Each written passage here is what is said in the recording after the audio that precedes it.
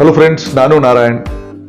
ನಮ್ಮ ಬೆಂಗಳೂರು ನಗರಕ್ಕೆ suburban railway ತರದಲ್ಲಿ ನಗರದಲ್ಲೇ ಓಡಾಡುವ ಒಂದು ಲೋಕಲ್ ಟ್ರೈನ್ ಸಂಚಾರ ವ್ಯವಸ್ಥೆಯನ್ನು ನಿರ್ಮಿಸಬೇಕು ಎಂಬ ಚರ್ಚೆ ಪ್ರಾರಂಭ ಆಗಿ ಇದುವರೆಗೆ 4 ದಶಕಗಳು ಕಳೆದಿವೆ.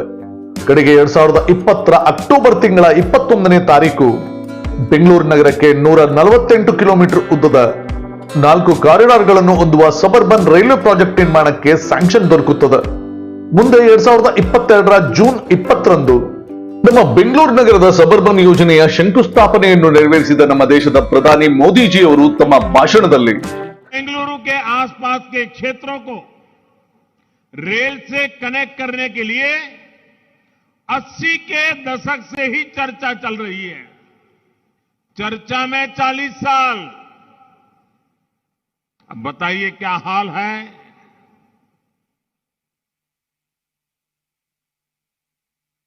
चालीस साल चर्चा में गए हैं. मैं कर्नाटका के भाइयों बहनों को विश्वास दिलाने आया हूं.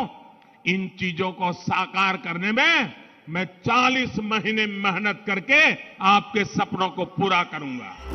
ಕರ್ನಾಟಕ ರಾಜ್ಯದಲ್ಲಿ ಅಧಿಕಾರ ನಡೆಸಿದ ಸರ್ಕಾರಗಳು ಹಿಂದೆ 40 ವರ್ಷಗಳ ಕಾಲ ಮಾಡದ್ದನ್ನು ನಾನು ಕೇವಲ 40 ತಿಂಗಳಲ್ಲಿ ಮಾಡಿ ತೋರಿಸುತ್ತೇನೆ ಎಂಬ ಪಣ ತೊಡುತ್ತಾರೆ.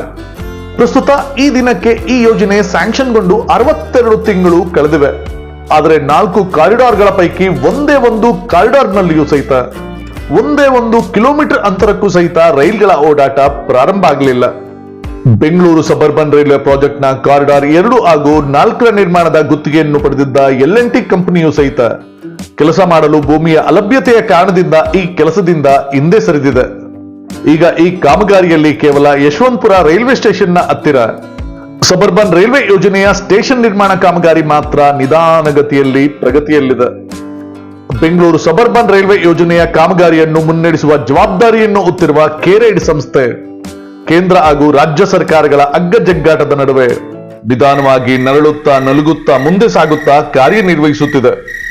ಪ್ರಸ್ತುತ ಕರ್ನಾಟಕ ಸರ್ಕಾರ ಹಾಗೂ ಕೇಂದ್ರ ರೈಲ್ವೆ ಮಂತ್ರಾಲಯದ ಜಾಯಿಂಟ್ ವೆಂಚರ್ ಸಂಸ್ಥೆಯಾದ KRIDE Karnataka rail infrastructure company ಲಿಮಿಟೆಡ್ಗೆ ಇಂಡಿಯನ್ ರೈಲ್ವೆನಲ್ಲಿ ಕೆಲಸ ಮಾಡಿದ ಅನುಭವ ಇರುವ ಒಬ್ಬ ಉನ್ನತ ಪದವಿಗಳಲ್ಲಿ ಕೆಲಸ ಮಾಡಿದ ಅಧಿಕಾರಿ ಲಕ್ಷ್ಮಣ್ ಸಿಂಗ್ ಅವರು ಇದೇ 2025 ಡಿಸೆಂಬರ್ ತಿಂಗಳಲ್ಲಿ ಕೇರೈಡ್ ಸಂಸ್ಥೆಯ ಮ್ಯಾನೇಜಿಂಗ್ ಡೈರೆಕ್ಟರ್ ಆಗಿ ಅಧಿಕಾರವನ್ನು ವಹಿಸಿಕೊಂಡಿದ್ದಾರೆ.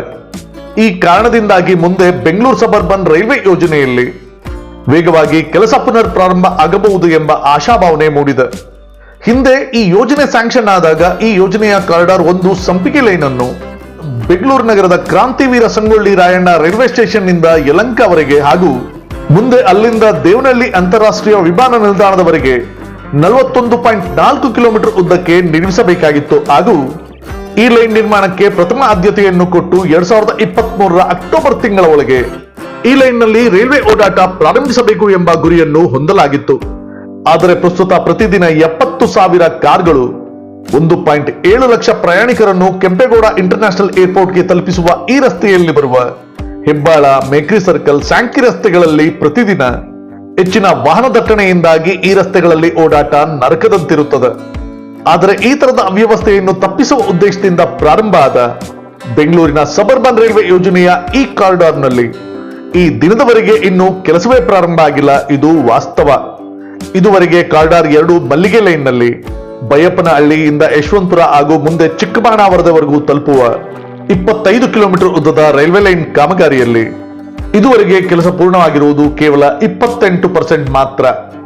ಕಾರಿಡಾರ್ 3 ಪಾರಿಜಾತ ಲೈನ್ ನಲ್ಲಿ ಕೆಂಗೇರಿಯಿಂದ ಬೆಂಗಳೂರು KSR ಹಾಗೂ ಮುಂದೆ ಅಲ್ಲಿಂದ ವೈಟ್ ಫೀಲ್ಡ್ ವರೆಗೆ 35.5 ಕಿಲೋಮೀಟರ್ ಉದ್ದ ನಿರ್ಮಾಣ ಆಗಬೇಕಿದ್ದ ಈ ಲೈನ್ ನಲ್ಲಿ ಇನ್ನೂ ಕೆಲಸ ಪ್ರಾರಂಭ ಆಗಬೇಕಾಗಿದೆ. ಹಾಗೂ ಕಾರಿಡಾರ್ 4 ಕನಕ ಲೈನ್ ನಲ್ಲಿ ಹೀಲಲಿಗೆಯಿಂದ ಯಲಹಂಕ ಹಾಗೂ ಮುಂದೆ ಅಲ್ಲಿಂದ ರಾಜನ್ಕುಂಟೆವರೆಗೆ ಸಾಗುವ 46.7 ಕಿಲೋಮೀಟರ್ ಉದ್ದದ ರೈಲ್ವೆ ಲೈನ್ ಕಾಮಗಾರಿಯಲ್ಲಿ ಕೇವಲ 6% ಕಾಮಗಾರಿ ಮಾತ್ರ ಇದುವರೆಗೆ ಪೂರ್ಣ ಆಗಿದೆ.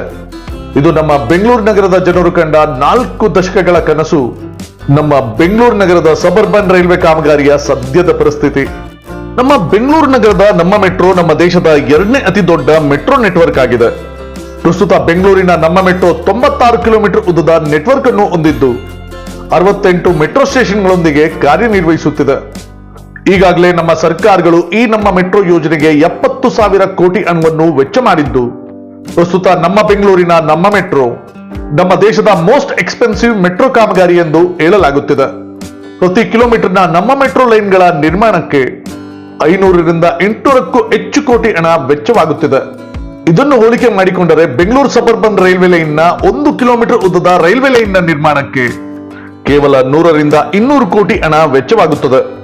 ಪ್ರಸ್ತುತ ಮುಂಬೈ ನಗರದಲ್ಲಿ ಕಮ್ಯೂಟರ್ ಟ್ರೈನ್ ಪ್ರತಿದಿನ 75 ಲಕ್ಷ ಜನರಿಗೆ ಪ್ರಯಾಣ ಸೌಲಭ್ಯವನ್ನು ಒದಗಿಸಿದರೆ, ಅಷ್ಟೇನು ಉತ್ತಮ ವ್ಯವಸ್ಥೆಯನ್ನು ಹೊಂದಿರದ ಚೆನ್ನೈನ ಲೋಕಲ್ ಟ್ರೈನ್ಗಳು ಸಹಿತ ನಮ್ಮ ಬೆಂಗಳೂರಿನ ನಮ್ಮ ಮೆಟ್ರೋ ಟ್ರೈನ್ಗಳಿಗಿಂತಲೂ ಸಹ ಹೆಚ್ಚು ಜನರಿಗೆ ಪ್ರಯಾಣ ಸೌಲಭ್ಯವನ್ನು ಒದಗಿಸುತ್ತಿದೆ.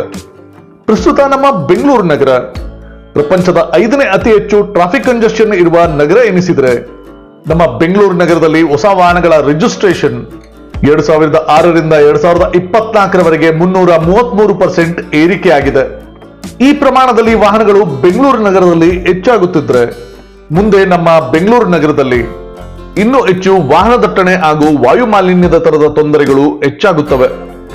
ಒಂದು ಅಧ್ಯಯನದ ಪ್ರಕಾರ ಬೆಂಗಳೂರು ನಗರ ಪ್ರತಿ ವರ್ಷ 20,000 ಕೋಟಿ ಮೊತ್ತದ ಆದಾಯವನ್ನು ಕಳೆದುಕೊಳ್ಳುತ್ತಿದೆ. ನಗರದಲ್ಲಿನ ವಾಹನ ದಟ್ಟಣೆಯಿಂದಾಗಿ ಅತಿ ವೇಗವಾಗಿ ಬೆಳೆಯುತ್ತಿರುವ ನಮ್ಮ ಬೆಂಗಳೂರು ತರದ ಮಹಾನಗರಗಳಿಗೆ ಕೇವಲ ಮೆಟ್ರೋ ಅಥವಾ ಸಾರ್ವಜನಿಕ ರಸ್ತೆ ಸಾರಿಗೆ ವ್ಯವಸ್ಥೆ ಮಾತ್ರದಿಂದಲೇ ನಗರದ ರಸ್ತೆಗಳಲ್ಲಿ ವಾಹನ ದಟ್ಟಣೆಯನ್ನು ಕಮ್ಮಿ ಮಾಡಲು ಸಾಧ್ಯವಾಗುವುದಿಲ್ಲ. ಆದ್ದರಿಂದ ನಮ್ಮ ಬೆಂಗಳೂರು ತರದ ಮಹಾನಗರಗಳಿಗೆ ಲೋಕಲ್ ಟ್ರೈನ್ ತರದ ನೆಟ್ವರ್ಕ್ ವ್ಯವಸ್ಥೆಯು ಸಹಿತ ಬಹಳ ಮುಖ್ಯವಾಗುತ್ತದೆ ಹಾಗೂ ಈ ವ್ಯವಸ್ಥೆಯನ್ನು ಅತಿ ಕಡಿಮೆ ಬೆಲೆಯಲ್ಲಿ ಕೂಡ ನಿರ್ಮಿಸಬಹುದಾಗಿದೆ.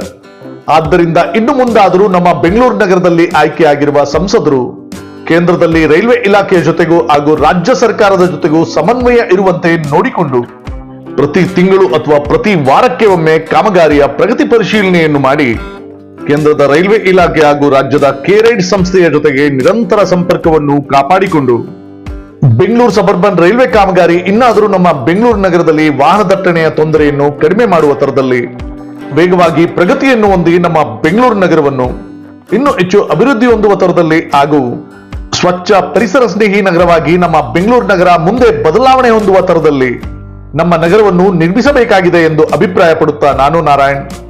ಸ್ನೇಹಿತರೆ, ನಿಮ್ಗೆ ಈ ವಿಡಿಯೋ ಇಷ್ಟ ಆಗಿದ್ದಲ್ಲಿ ಲೈಕ್ ಮಾಡಿ, ಶೇರ್ ಮಾಡಿ, ಸಬ್ಸ್ಕ್ರೈಬ್ ಮಾಡ್ಕೊಳ್ಳಿ. ಮತ್ತೆ ನಿಮ್ಮ ಅನಿಸಿಕೆ ಅಭಿಪ್ರಾಯನ ಖಂಡಿತ ಕಮೆಂಟ್ ಬಾಕ್ಸ್ ಅಲ್ಲಿ ತಿಳಿಸಿ. ನಮ್ಮ ಈ ವಿಡಿಯೋನ ಇಲ್ಲಿವರೆಗೂ ನೋಡಿದ್ದಕ್ಕೆ ಥ್ಯಾಂಕ್ ಯು, ಧನ್ಯವಾದ, ನಮಸ್ಕಾರ.